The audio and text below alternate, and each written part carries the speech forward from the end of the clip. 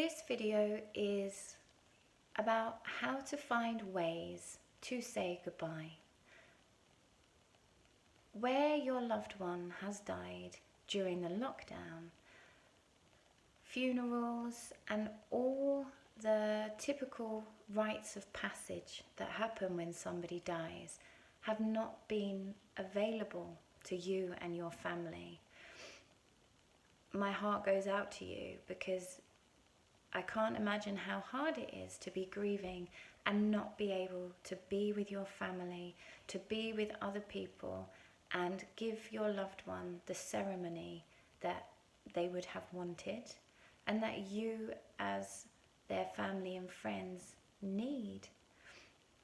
So, as if with other ways, our social contact is limited, but there is still ways to contact people. We can do the same with funerals.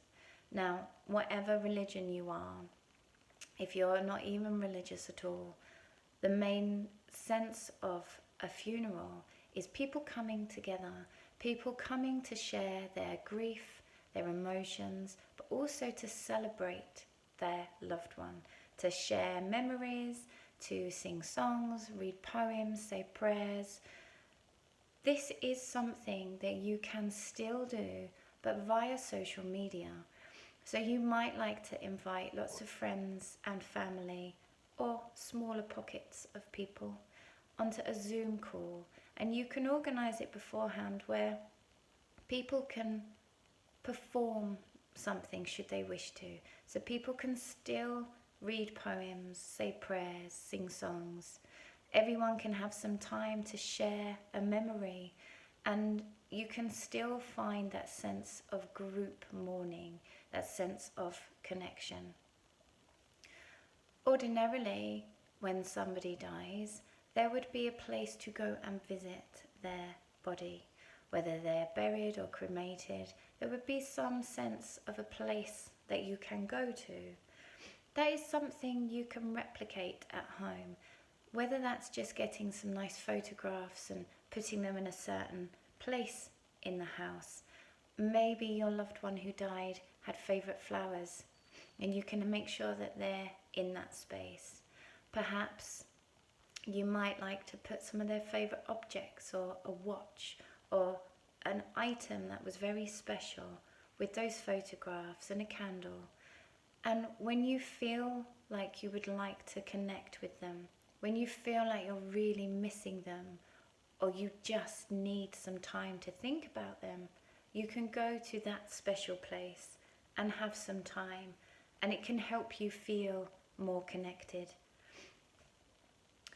One of the most heart-wrenching things about somebody dying is that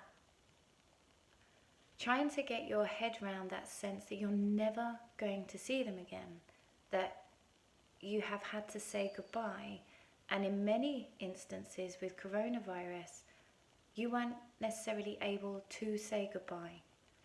And that might be something that you're really missing, that you didn't have those opportunities to say what you needed to say.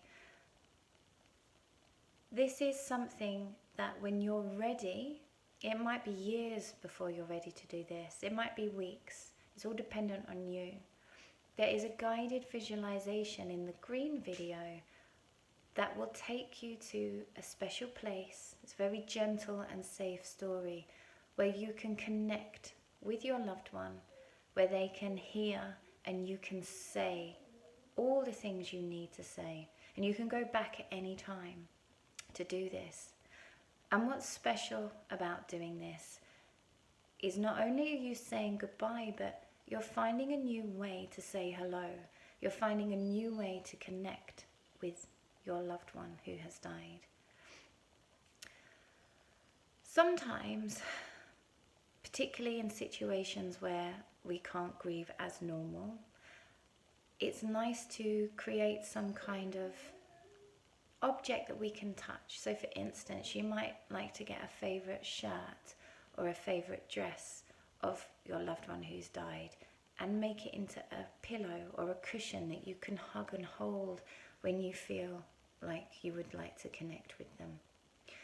There is all the yellow videos of activities that are going to help you progress through your grief, different things you can do to remember and to celebrate your loved one, and also to acknowledge the hurt and the pain and the worry that you might be feeling, because that's just as important as the celebration.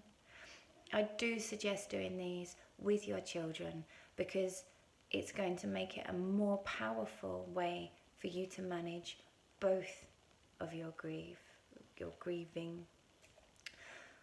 And you will find your own ways to say hello again. You'll find a way for you to say goodbye, and perhaps these videos might give you some ideas or might start you on that path. But it's something that you will do over and over the rest of your life. So you will find a way that is meaningful for you.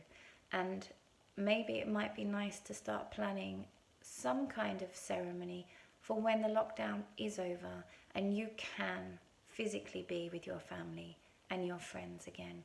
And that can give you a sense of hope and a sense of moving forward. As always, all the adults at Earlham are thinking about you, and you are not on your own.